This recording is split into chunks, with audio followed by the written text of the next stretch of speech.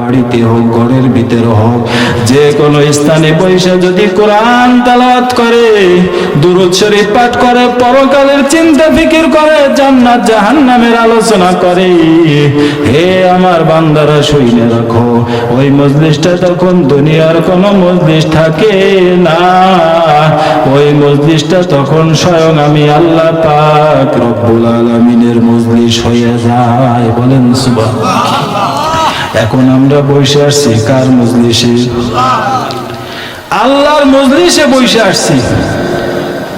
এখনো যারা আসতে পারে নাই তাদের বদ নসিব। আপনারা যারা আসতে পারছেন, আপনাদের সমস্ত মুহূর্তে মুহূর্তে শ্বাস প্রশ্বাসে প্রত্যেকটা সেকেন্ডে সেকেন্ডে আল্লাহ তাআলার বরকত নির্ধারিত হইতেছে। বলেন সুবহানাল্লাহ। আল্লাহ পাক রব্বুল আলামিন বলেন, ইন্নাল্লাযীনা ক্বালু রাব্বুনাল্লাহ, যে সমস্ত বান্দারা বলে আমাদের প্রতিপালক রব একমাত্র আল্লাহ। আমাদের রব কে? পালনেওয়ালা কে? রব্বুনাল্লাহ। যারা বলে আমাদের রব একমাত্র আল্লাহ, সুম্মাস্তাকামু, এই কথার উপর অটল থাকে, সুদৃঢ় বিশ্বাস রাখে, যত প্রকারের যত অপার আসুক, যত টাকা পয়সা আসুক, যত কিছু আসুক, সে বলে না রে ভাই না, আমার রব একমাত্র আল্লাহ, আমি যা কিছু করতেছি আমার রব আল্লাহ দেখতেছে। আল্লাহ দেখেন না? সুম্মাস্তাকামু তাতানাজ্জালু আলাইহিমুল মালাইকা, যারা বলে আমাদের রব একমাত্র আল্লাহ, সবকিছুই আল্লাহ দেখতেছে, কথার উপর বিশ্বাস রাখে, তাতানাজ্জালু আলাইহিমুল মালাইকা, আল্লাহ তাআলার পক্ষ থেকে মালাকিয়াত ফেরেশতা ওই সমস্ত বান্দা বান্দির উপর অবতীর্ণ করা হয়।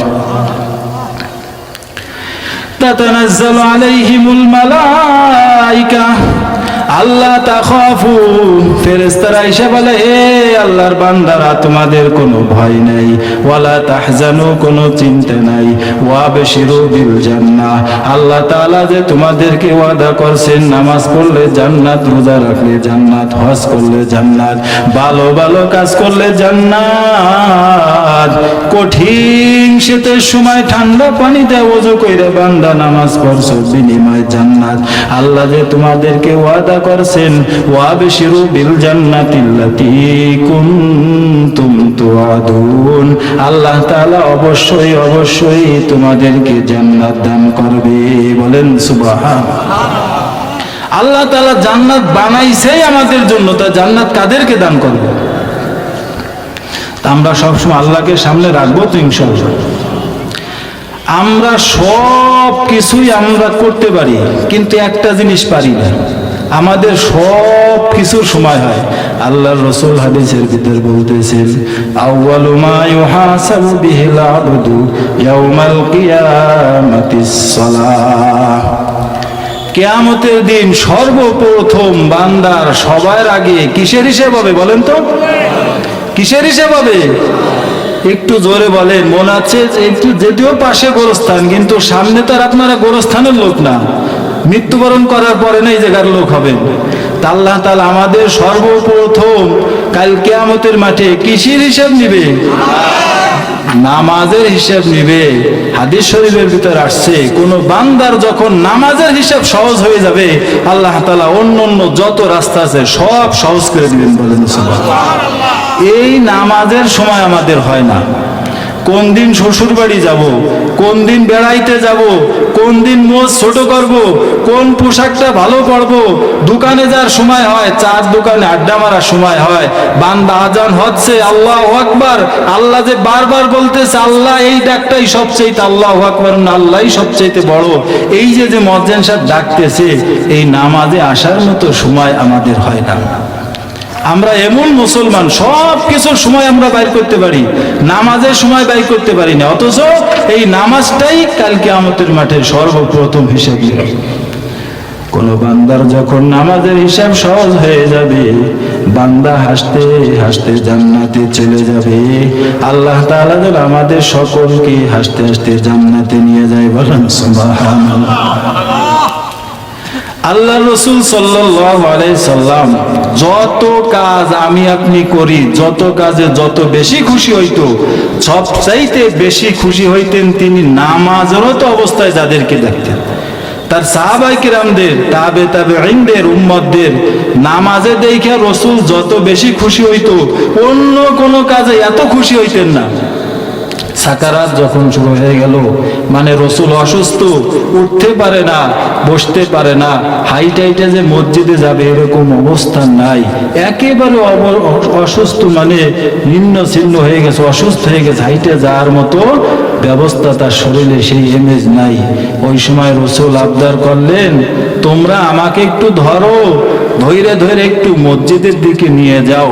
আবু বকরের পিছনে যে সাহাবায়ে কিরামরা নামাজ পড়তেছে, আমি একটু জানালা দিয়ে ভুরুক দিয়ে দেখবো যে আমার সাহাবায়ে কিরামরা আমার অনুপস্থিতিতে কিভাবে নামাজ পড়তেছে।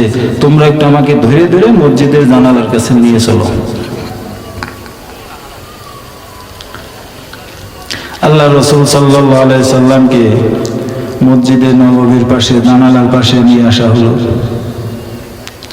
রাসূল দেখলেন যে সাহাবী এই হাদিসটা রিওয়ায়াত করছে, মানে লেখছেন, তিনি বললেন যে রাসূল যে জানালার পাশে আসছে আমাদেরকে দেখার জন্য, এইটা আমরা নামাজে দাঁড়ানো অবস্থায় ঠিক পেয়ে গেছি। বলতে পারেন যে নামাজের ভিতরে ঠিক পেয়ে, এবার কেমন নামাজ হলো, খুশু হলো নাকি? নামাজের ভিতরে কি ডাকছে, এই যে যদি ঠিক পাতে কেমন নামাজ হইল? আরে মিয়া, সাহাবায়ে কিরামরা রাসূল আসছে এইটা ঠিক পাবে না, এইটা হয় নাকি? রাসূল যে রাস্তা দিয়ে হাঁটতো, কিছু সময় পর ওই রাস্তা দিয়ে সাহাবায়ে কিরামরা গেলে বলতে পারতো যে একটু আগে এই রাস্তা দিয়ে রাসূল হাঁটে গেছে। কারণ হলো ওই রাস্তায় এত সুন্দর মেশক আম্বরের ঘ্রাণ হয়ে যাইতো যে ঘ্রাণের চোটে তারা বলতে পারতো যে একটু আগে রাসূল এই রাস্তা দিয়ে গেছে। সুবহানাল্লাহ। আবু বকর রাদিয়াল্লাহু তাআলা আনহু বলেন, একদিন রাসূলের সঙ্গে দিনের দাওয়াত দেওয়ার জন্য যাচ্ছি। ডানে কোনো মানুষ নাই, সামনে নাই, পিছনে নাই, উপরে নাই, নিচে নাই, কিন্তু কিছু সময় পর পর শুধু সালামের আওয়াজ আসে। আমি আবু বকর রাসূলকে জিজ্ঞাসা করলাম, ইয়া রাসূলুল্লাহ, ডানে মানুষ নাই, বামে নাই, কোনো সাইডে কোনো লোকজন তরুলতা কিছুই দেখতেছি না, কিন্তু সালামের আওয়াজ আসে কই থেকে? আল্লাহ রাসূল কয়, ও আবু বকর, আমি তুমি যে রাস্তা দিয়ে হাঁটতেছি মানুষ নাই, তাতে কি হয়েছে? আমি রাসূল তো শুধু তোমাদের রাসূল নয়, এই যে বাগানের চতুর্সাইডে গাছপালা, তরুলতা, জীবজন্তু যা কিছু দেখতেছো, সকলেরই আমি একজন রাসূল, সবাই আমাকে সালাম দিতেছে। বলেন সুবহানাল্লাহ। রাসূলকে যখন জানালার পাশে আনা হইল, তিনি ওই আবু বকরের জামাতে রত অবস্থায় যখন জামাতে নামাজ চলতেছে দেখা কিছু সময় চোখের পানি ফেলাইয়া কাঁদলেন, আবার কিছু সময় পর হাসলেন, কিছু সময় কাঁদলেন, কিছু সময় আবার হাসলেন। উম্মুল মুমিনিন আম্মা জান আয়েশা সিদ্দিকা রাদিয়াল্লাহু তাআলা আনহা বাসায় আসার পর রাসূলকে বলতেছেন, ইয়া রাসূলুল্লাহ, একটা দৃশ্য দেখলাম, কিছুই তো বুঝতে পারলাম না। বলে, কি দেখছো? বলে, আপনাকে যখন জানালার পাশে নিয়ে গেলাম, সাহাবায়ে কিরামরা নামাজ পড়তেছে আবু বকরের পিছনে, দৃশ্যটা দেখলেন, চোখের পানি ফেলাইয়া কাঁদলেন, আবার দেখলাম কিছু সময় পর আবার হাসলেন। কেনই বা কাঁদলেন, কেনই বা হাসলেন, কিছুই তো বুঝতে পারলাম না। আল্লাহর রাসূল চোখের পানি ফেলাইয়া কান্দে আর বলে, ও আয়েশা, আমি কেন কাঁদলাম জানো? আমি যে কেন কাঁদলাম তুমি কি জানো? বলে, না। বলেন, কি কারণে আপনি কাঁদলেন? বলে, আমার অনুপস্থিতি আবু বকরের পিছনে সাহাবায়ে কিরামরা নামাজ পড়তেছে, কি সুন্দর রুকু করতেছে, সিজদা করতেছে, আজকে আমি জামাতে হাজির হইতে পারলাম না, আমার মনে অনেক বেদনা, কষ্ট। সাহাবায়ে কিরামরা আমার পিছনে নামাজ পড়তে পারলো না, তাদের মনেও কষ্ট। এই যে একটা খাস জামাতে আমি শরীক হইতে পারলাম না, এই বেদনা, এই কষ্টতে আমি কাঁদতেছি। সাহাবায়ে কিরামরা আমার পিছনে আর পরবর্তীতে নামাজ পড়তে পারবে কিনা কোনো গ্যারান্টি নাই। এই কষ্টের সাহাবায়ে কিরামদের মনেও কষ্ট, এই কারণে আমি রাসূল কান্নাকাটি করতেছি। উম্মুল মুমিনিন আম্মা জান আয়েশা বলতেছে, ইয়া রাসূলুল্লাহ, কিছু সময় পর আবার কেন আপনি বা হাসলেন? আল্লাহর রাসূল বলে, ও আয়েশা শোনো, কেনই বা আমি হাসলাম জানো? কিছু সময় পর যদি আমি মৃত্যুবরণ করি, আল্লাহ যদি আমাকে জিজ্ঞাসা করে, বন্ধু দুনিয়াতে আপনার উম্মতদেরকে কোন অবস্থায় রেখে আসলেন, কেমন অবস্থায় রেখে আসছেন, তখন আমি আল্লাহকে বলবো, আল্লাহ আপনি না বলছেন বান্দা যখন রুকুতে যায় সিজদা যায় সুবহানা রাব্বিল আযীম বলে আপনাকে যখন ডাক দেয়, এই ডাকটায় আপনি এত খুশি হন, এত মজা পান, এত আনন্দ পান। আমি দুনিয়াতে আবু বকরের পিছনে আমার সাহাবায়ে কিরামদেরকে নামাজরত অবস্থায় দেখে আসছি। বলেন সুবহানাল্লাহ। এই নামাজ পড়বেন তো ইনশাআল্লাহ? এই নামাজ পড়তে পড়তে সাহাবায়ে কিরাম এক সময় বড় আল্লাহর ওলি হয়ে গেছে। বলেন সুবহানাল্লাহ। এমনও কিছু বুজুর্গ দুনিয়াতে আসছেন যে তারা নামাজ পড়তে পড়তে, জিকির করতে করতে, আল্লাহকে ডাকতে ডাকতে দুনিয়া থেকে যখন যা চাইছে, চাইতে দেরি আইছে, সঙ্গে সঙ্গে আল্লাহর পক্ষ থেকে ওইটা পাইতে দেরি করেন নাই। বলেন সুবহানাল্লাহ। আল্লাহর কাছে যখন যা চাইছেন তাই পাইছেন। আল্লাহর একজন খাস বুজুর্গ ছিল মালিক ইবনে দিনার রাহমাতুল্লাহ আলাইহি। তিনি এত বড় একজন আল্লাহর পেয়ারা খাস আল্লাহর বান্দা ছিলেন, বুজুর্গ ছিলেন। তিনি দুনিয়ার থেকেই আল্লাহর ফেরেশতাদেরকে দেখতে পাইছে। বলেন সুবহানাল্লাহ। কাদেরকে দেখতে পারছে? ফেরেশতাদের। মালিক ইবনে দিনার রাহমাতুল্লাহ আলাইহি দিনের বেলা একদিন নামাজ পড়ার জন্য মসজিদের দিকে যাচ্ছেন একটা গোরস্থানের পাশ দিয়ে। যেমন এই যে এখন দস্তন গোরস্থানের পাশে আপনারা বসে ওয়াজ শুনতেছেন না, এরকম গোরস্থানের পাশ দিয়ে মালিক ইবনে দিনার রাহমাতুল্লাহ আলাইহি যাচ্ছেন।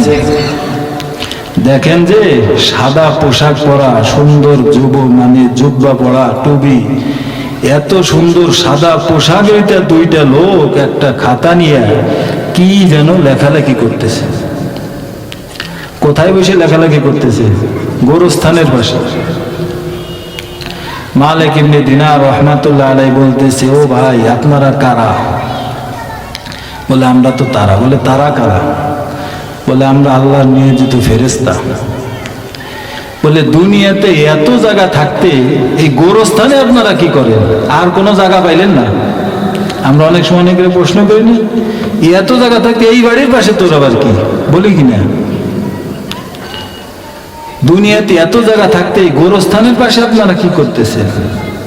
বলে আমরা এই এলাকার, এই মহল্লার কোন কোন ব্যক্তি জান্নাতি আর কোন কোন ব্যক্তি জাহান্নামী, কার কার নাম জান্নাতীদের লিস্টে আর কার কার নাম মুনাফিকদের লিস্টে, এই নামগুলো লিস্ট করতেছি।